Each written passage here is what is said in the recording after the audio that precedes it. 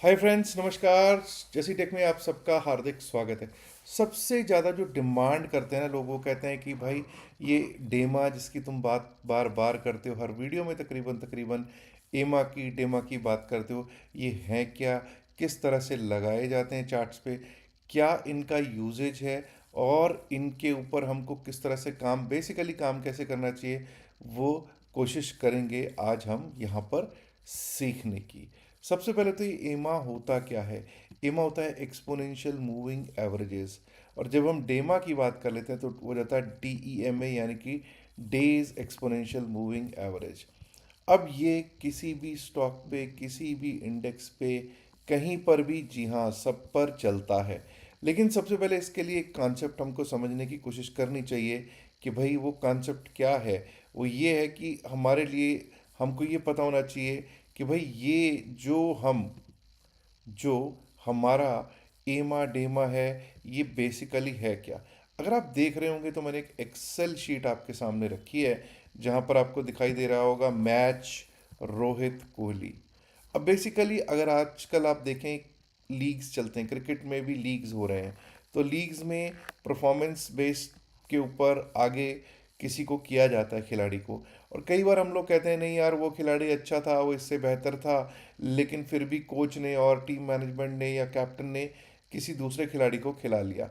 देखिए, please understand कि आजकल ठीक है, वो चीज़ें चलती होंगी क्रिकेट में, मुझे ज़्यादा नहीं आइडिया क्रिकेट का।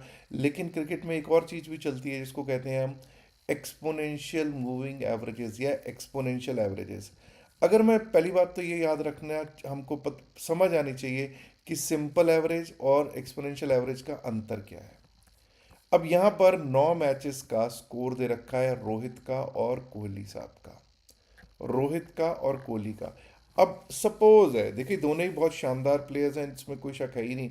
सपोज किया कि कोच को, टीम मैनेजमेंट को अगले मैच, 10वें मैच के लिए इन दोनों में से एक खिलाड़ी को चुनना है, क्योंकि बाकी और की जगह पक्की है, लेकिन इनमें से एक बैट्समैन की ज़रूरत है। अब इसमें किसको चुनेंगे। जब वो देखते हैं तो दोनों के ही 9 मैचेस में स्कोर्स क्या है, टोटल स्कोर्स क्या है, टोटल जो है वो 332 बैठ रहा है। अब 332 बैठ रहा है अगर, तो आप समझ सकते हैं कि इनका दोनों का 9 मैचेस का स्कोर 332 है, तो एवरेज कितना बैठेगा। What will be the average. Average हमारा बैठेगा डिवाइडेड बाय 9। जो भी हमारा स्कोर है उसको डिवाइड कर देंगे हम 9 से। क्यों भाई डिवाइड बाय 9 क्यों? क्योंकि आपको मालूम है कि 9 मैचेस का ये स्कोर है, तो दोनों का एवरेज भी सेम है, स्कोर तो सेम है, तो एवरेज भी सेम ही होगा। तो साहब ये बड़ा डिफिकल्ट हो जाएगा कि अगले मैच में कोहली को खिलाएं या रोहित को खिलाएं। तो उसके लिए क्या होगा, उसके लिए करते हैं एक्सपोनेंशियल मूविंग एवरेजेस का यूज़ करते हैं। अब आप कहेंगे EMA, एक्सपोनेंशियल मूविंग एवरेज, और सिंपल मूविंग एवरेज में फ़र्क क्या है। देखिए, सिंपल मूविंग एवरेज में हम 9 के 9 मैचेस को सेम वेटेज दे रहे थे, लेकिन जब आप एक्सपोनेंशियल मूविंग एवरेज में जाओगे तो सबसे ज़्यादा वेटेज जो मिलेगी, सबसे बड़ी वेटेज मिलेगी, वो 9वें मैच को मिलेगी, लेटेस्ट मैच को, लास्ट मैच को मिलेगी। उससे कम, उससे कम, जितना पीछे जाते जाएंगे उतना लीस्ट वेटेज हो जाएगी जो लास्ट मैच था उसकी। तो आप देख सकते हैं कि जब आप इस EMA पे जाएंगे तो उसका मतलब होगा बेसिकली हम जो लेटेस्ट मैच है उसको सबसे ज़्यादा तवज्जो दे रहे हैं, उससे कम तवज्जो, उससे कम तवज्जो, और पीछे वाले सबसे लास्ट वाले को लीस्ट तवज्जो देते हैं। अब मैं यहाँ पे फॉर्मूला में नहीं जाऊँगा, फॉर्मूला में आपको कंफ्यूज करने की कोशिश नहीं करूँगा। बस हाँ, इतना कहूँगा कि अब आप यहाँ पर देख सकते हैं कि जब आप यहाँ पर जाते हैं तो आपको पता चल जाएगा इस समय ज़्यादा स्कोर जो लेटेस्ट मैचेस हैं उनमें कौन कर रहा है। तो वो आपको पता चल जाएगा कि कोहली साहब यहाँ पर ज़्यादा स्कोर्स कर रहे हैं लेटेस्ट मैचेस में। और latest matches basically exponential moving averages को दर्शाते हैं, और एक्सपोनेंशियल मूविंग एवरेजेस हमको बता रहा है कि भाई फॉर्म में कौन सा प्लेयर है। और इस समय फॉर्म में प्लेयर दिख रहा है हमको कोहली। तो कोहली को अगले मैच में लेने का डिसीजन शायद यहाँ पर ठीक रह सकता है। तो ऐसे हम लोग लेते हैं कि भाई किस तरह से ईएमएस हमको हेल्प करते हैं, पहली चीज़। अब मार्केट में कैसे हेल्प करते हैं? मार्केट में आप मेरे से कई बार सुनते हैं ईएमए, जिसका मैं बता चुका हूँ एक्सपोनेंशियल मूविंग एवरेजेस, जिसका मतलब है एक्सपोनेंशियल मूविंग एवरेजेस। और ऐसे ही जब हम डेमा पे बात करते हैं, डीईएमए, तो हम लोग बात करते हैं डेली यानी कि डेज एक्सपोनेंशियल मूविंग एवरेजेस।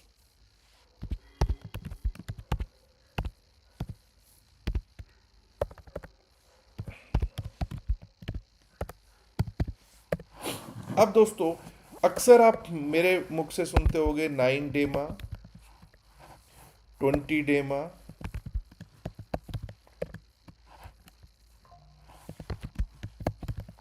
50 डेमा, 100 और 200।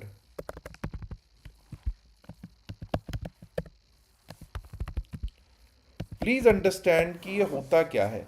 पहली बात तो ये याद रखिएगा कि 9 डेमा हम तब गिनते हैं। 9 डेमा बेसिकली क्या है?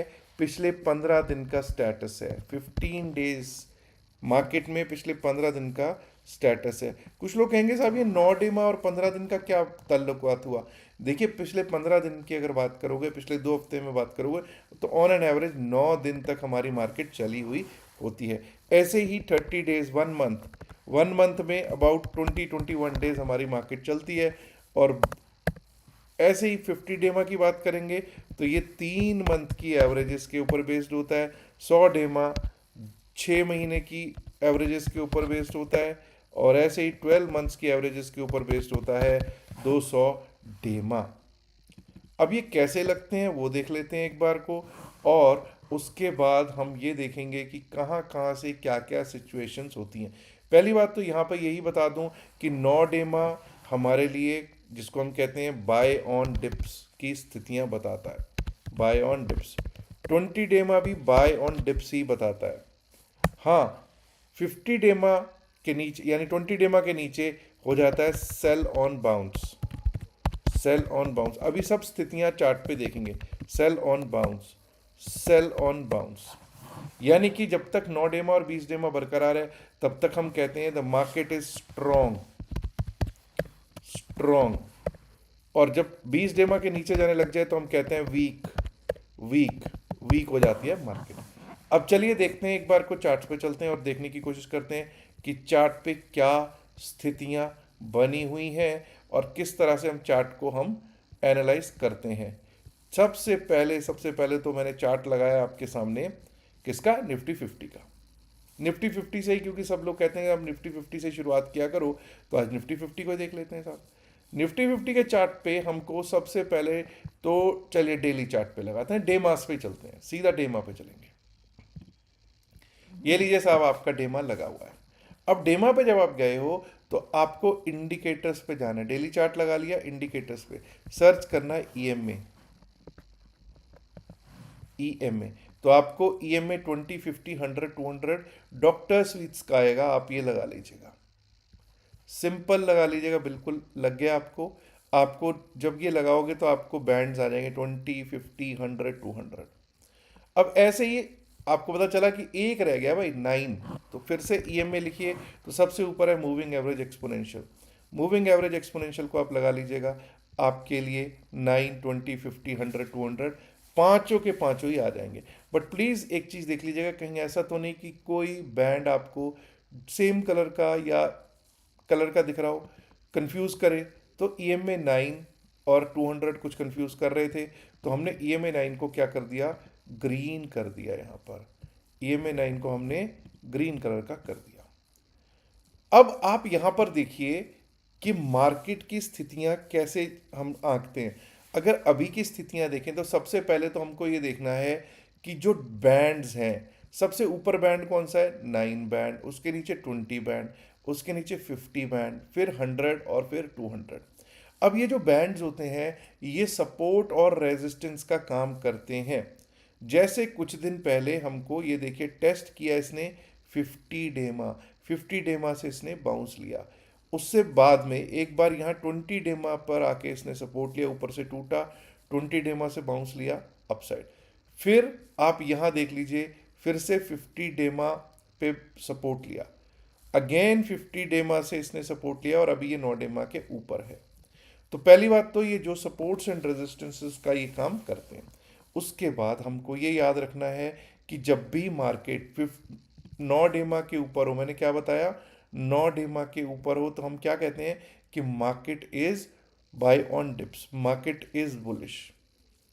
हम लोग क्या करते हैं कि पीछे कहीं चलते हैं, पीछे का कोई ना कोई स्टेटस देखते हैं जहां हम 9 डेमा को के ऊपर आ रहे थे।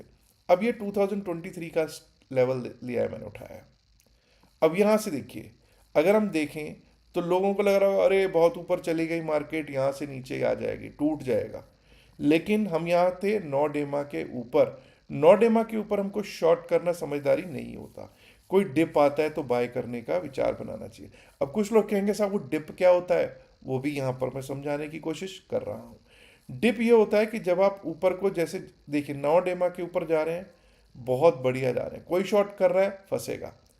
अब 9 डेमा के ऊपर जब जब आपको 9 डेमा के आसपास आए, जब जब 9 डेमा के आसपास आए मार्केट, तो वो एक शानदार डिप होता है। अब आप ऊपर जाते जा रहे हैं, ऊपर जाते जा रहे हैं, लेकिन एक टाइम ऐसा आया जब आपको यहाँ कंसोलिडेशन मिली और फिर एक दिन ऐसा है कि 9 डेमा आपका टेस्ट हुआ। ये लीजिए, जब टेस्ट हुआ 9 डेमा, वहां से किसी ने उठाया होगा तो उसको बहुत शानदार रिवॉर्ड दिया होगा।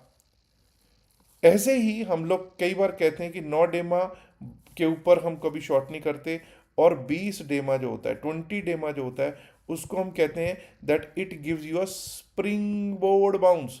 अब यहां से देखिए, 9 डेमा से चले आ रहे थे ऊपर ही ऊपर, 20 डेमा टेस्ट हुआ, स्प्रिंग बोर्ड बाउंस। यहां पर फिर से 9 डेमा टूटा था, 20 डेमा टेस्ट हुआ, स्प्रिंग बोर्ड बाउंस। अक्सर हम 9 डेमा को देखते हैं कि स्प्रिंग बोर्ड बाउंस देता है। लेकिन साहब जब हमारा 20 डेमा टूट जाए तो हम कहते हैं कि सेल ऑन बाउंस की स्थितियां हो गई हैं। कोई बाउंस आएगा बिक जाएगा, कोई बाउंस आएगा अपॉर्चुनिटी सेलर्स के लिए बनाएगा।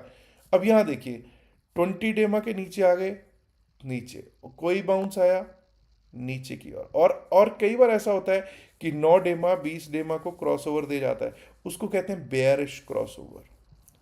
तो वो निशानी होती है कमजोरी की, मार्केट कमजोर हो गई है। लेकिन नीचे आप देखिए 50 डेमा ने इसको क्या दे दिया, सपोर्ट दे दिया। और अब हम तब तक ताकत नहीं समझेंगे जब तक आइडियल सिचुएशन ना हो जाए। वो आइडियल क्या होगी, 9 डेमा सबसे ऊपर, फिर 20 डेमा, फिर 50, फिर 100, फिर 200। अब यहाँ देखिए 9 डेमा के ऊपर जब चला गया तो आइडियल सिचुएशन हो गई, बुलिश सिचुएशन हो गई, शॉर्ट करना समझदारी नहीं होगा। और आपने देखा कि उसके बाद क्या होता हुआ ऊपर को हमको दिखाई दिया है। क्या ये छोटे टाइम फ्रेम पर भी काम करता है, आइए ये भी देख लेते हैं। इसके लिए हम लोग क्या करते हैं, 15 मिनट के चार्ट पे चलेंगे, 15 मिनट्स के चार्ट पे, और 15 मिनट्स के चार्ट पे हम लोग क्या देख पा रहे हैं अभी उस पर नजर करते हैं। सबसे पहले तो 15 मिनट्स के चार्ट पे अगर चलते हैं तो ऐसा करते हैं कि 9 तो रख लेते हैं, 20 50 100 200 जो है ये बहुत ज़्यादा हो जाएगा। इसको हटा के हम इसमें केवल केवल और केवल 20 वाला ही रखेंगे। तो इसके लिए इसको मैं हटा देता हूँ, हटा दिया। अब दोबारा से वही EM में लिख लीजिए, मूविंग एवरेज एक्सपोनेंशियल पे जाइएगा। अब हमको एक तो 9 एमा मिला हुआ है, दूसरा जो है वो 20 करना है। इनपुट्स पे जाइए, 20 कीजिए, और स्टाइल इसका कर दीजिए red.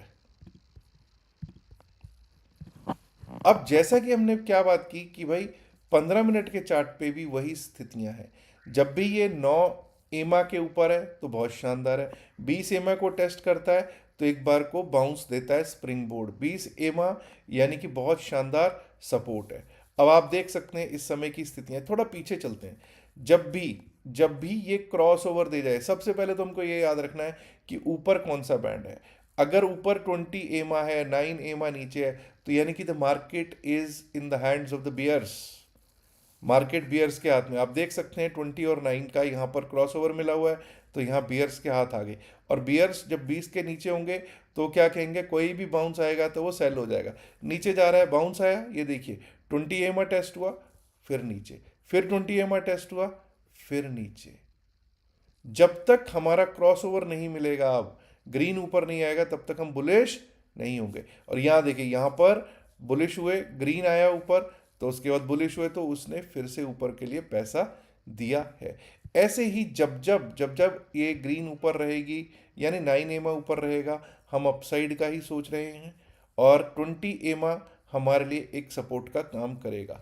20 EMA acts as a good support on 15 minutes, and also अगर उसके नीचे है मार्केट तो 20 EMA acts as a big resistance. कहीं पर भी आप देख लीजिए, आपको ये 9 और 20 वाला काम करता हुआ 15 मिनट्स का 15 मिनट में बहुत अच्छा और शानदार दिख जाएगा।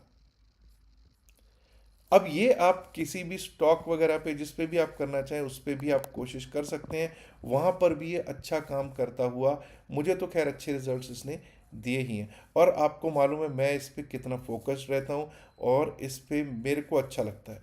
लेकिन यहाँ डिस्क्लेमर ये दे दूँ कि कहीं ये ना कोई सोच ले कि भाई बस इसी के सहारे, बहुत कुछ और भी है। ये this is just one indicator that I have trust upon, but इसमें आपके स्टॉप लॉसेस स्ट्रिक्ट होने चाहिए और आपको क्रॉसओवर्स का भी बहुत ध्यान रखना होगा, और अलग अलग टाइम फ्रेम्स पे आप इस पर फोकस कर सकते हैं किस तरह से ये काम करता है। इस बार मैंने सोचा कि भाई क्रिसमस है तो क्रिसमस पे कुछ और हो ना हो, छुट्टियां आ रही हैं तो छुट्टियों में कुछ और हो ना हो, आपको ईएमए और एमा और डेमा पर चर्चा करके आपके सामने रख दूं।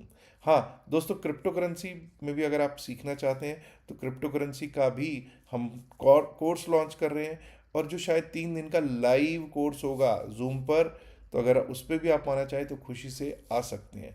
उसके लिए आपको क्या करना है, व्हाट्सएप क्रिप्टो जो ऊपर नंबर लिखा हुआ है इस पर आप भेज दीजिएगा, और आपको अकाउंट ओपनिंग लिंक हमारी तरफ से प्रोवाइड कर दिया जाएगा। अकाउंट ओपन कीजिएगा, स्क्रीनशॉट डालिएगा, तो नेक्स्ट जो 3 डेज का सेशन होगा उसमें आपको एंट्री मिल जाएगी। मोस्ट लाइकली ये जनवरी के फर्स्ट वीक में या 2025 एंड में हम लोग इसको करेंगे।